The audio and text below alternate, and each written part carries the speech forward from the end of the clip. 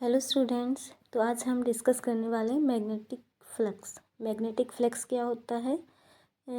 कोई भी सरफेस है जो मैग्नेटिक फील्ड को हेल्ड कर दिया और उसके अंदर कितनी number of magnetic line of force cross करती है। Magnetic lines of force crossing the surface, उसे ही क्या बोला जाता है? Magnetic flux. इसको फाई से रिप्रेजेंट किया जाता है, फाई से, और इसको कैलकुलेट किया जाता है बी डॉट ए।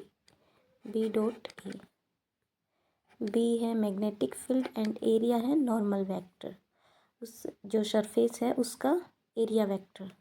सो इसको हम कैसे लिख सकते हैं? बी डॉट प्रोडक्ट को इस टाइप से हम कोस थीटा, कोस थीटा, ये थीटा एंगल है between B and area vector के, magnetic field and area vector के बिटवीन का एंगल है। अब फाई को अगर magnetic flux over curved surface या curved surface for non uniform के लिए, नॉन यूनिफॉर्म के लिए कैसे कैलकुलेट करते हैं? Phi equal to B1 dot A1, similarly for B2। इसको समेशन की फॉर्म में हम कैसे लिख सकते हैं? DA2। अगर और टर्म भी इंक्लूडेड है so we can write in this way, equal to summation for all BI dot DAI। And another way we know कब हम समेशन यूज़ करते हैं एंड कब हम इंटीग्रेशन यूज़ करते हैं। B dot D A, B dot D A, integration entire surface के लिए यूज़ करते हैं एंड डिस्क्रीट सिस्टम के लिए ये समेशन का यूज़ करते हैं। अब अगर थीटा है वो 90 डिग्री है in between B and normal vector के बीच में, सो हमारा फ्लक्स कितना बनेगा? Theta 90, so flux 0।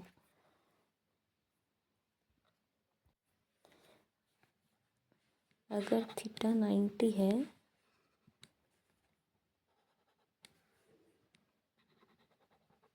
इसका एरिया वेक्टर इस टाइप से N cap and magnetic lines इस टाइप से, इस टाइप से। सो ये इनके बीच में एंगल बना 90 डिग्री, इस थीटा इक्वल टू 90 एंड यहाँ फ्लक्स कितना बनेगा? 0, कोस 90 0। अब मैक्सिमम कब बनेगा? मैक्सिमम बनेगा जब number of lines along the, जो बी एंड मैग्नेटिक फील्ड है और जो एरिया वेक्टर है दोनों अलोंग पैरेलल और एंटी पैरेलल होंगे, तब ये मैक्सिमम बनेगा।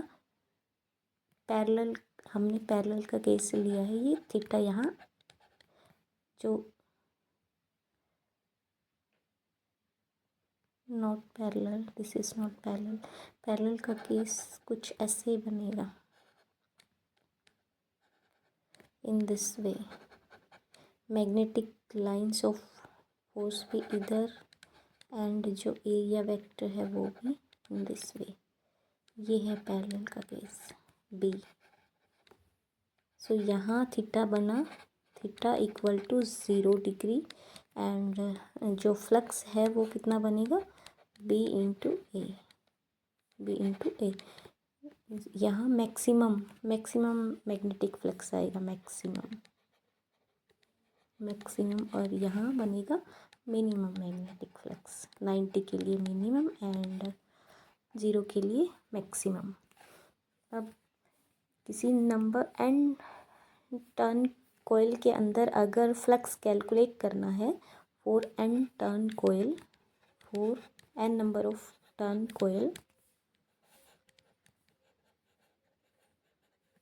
coil।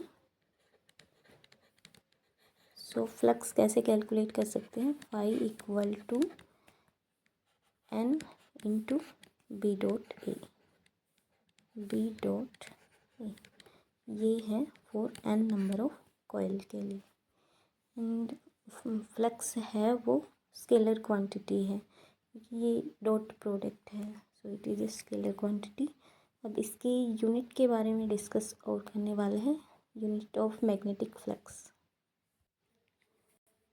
ये यहाँ पैरेलल का केस नहीं है, ये वाला केस है पैरेलल का। Now we will discuss for unit of magnetic flux. Unit के बारे में और डिस्कस करने वाले हैं।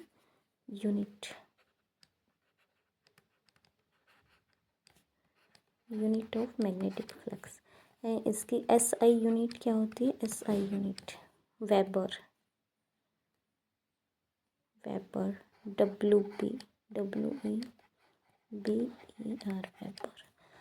1 वेबर किसके इक्वल होता है, 1 वेबर इक्वल टू 1 टेस्ला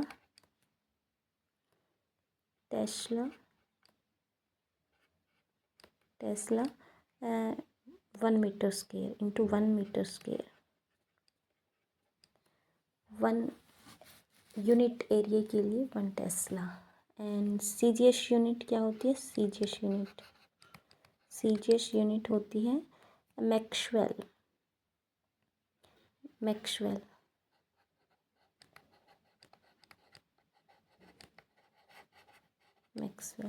इसको MX से डिनोट करते हैं, MX। वेबर को करते हैं WB से, WB।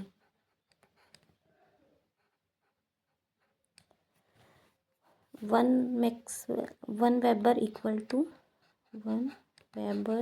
टू मैक्सवेल की टर्म में 10⁸ 8 मैक्सवेल, MX। डायमेंशन के बारे में और डिस्कस कर लेते हैं। इसकी dimension phi equal to BA cos of theta, BA cos theta. Cos theta के डायमेंशन, थीटा को यहाँ हम 0 कंसिडर करके then we will calculate for dimension formula. B क्या बनेगा यहाँ से, मैग्नेटिक फोर्स क्या होता है, force equal to Q into V cross B, इसको V एंड B के बिटवीन एंगल अगर 90 है, सो इसको हम कैसे लिख सकते हैं, BQ इंटू V, इस टाइप से।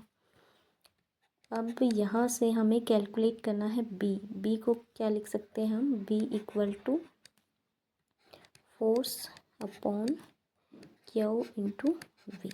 इस B को हम यहाँ यूज़ करने वाले हैं इक्वेशन 1 में। सो फाई का जो डायमेंशन है वो क्या बन जाएगा, force into area upon Q into velocity. So इसका फोर्स का क्या होता है, dimension formula ML/T-2। And area को हम क्या लिख सकते हैं, L स्क्वायर। चार्ज का एम्पियर टाइम, एंड ये वेलोसिटी का L इंटू टी इनवर्स। अब यहाँ से इसको अरेंज करने के बाद क्या मिलेगा, टी यहाँ बनेगा हमारे पास M1 L2, 1 cancel, L2 and T बनेगा यहाँ से, ये T cancel, so T square, T-2 only. And ये एम्पियर इनवर्स। ये बना हमारा फ्लक्स का डायमेंशन फॉर्मूला। अब यहाँ से इसको हम एनर्जी की टर्म में भी लिख सकते हैं। ये है एनर्जी का डायमेंशन फॉर्मूला, m1L2T-2। ये है एनर्जी का। सो इसको एनर्जी की फॉर्म में कैसे लिख सकते हैं? वेबर को हमारे पास क्या बना था फॉर्मूला, Phi=m1L2T-2 एम्पियर इनवर्स। अब ये वेबर क्या होता है? वेबर को कैसे लिख सकते हैं? यहाँ से एनर्जी की यूनिट बनेगी जूल पर एम्पियर।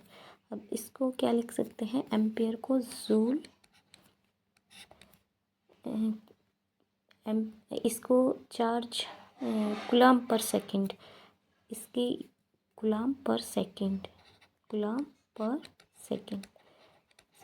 सो ये क्या बन जाएगा? यहाँ से जूल सेकंड, ये कूलम्ब।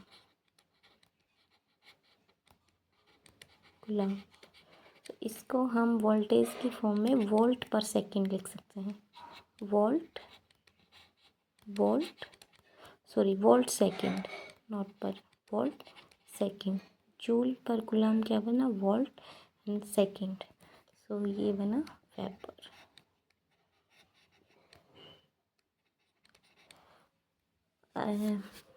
तो ये था मैग्नेटिक फ्लक्स। सो आज के लिए थैंक यू।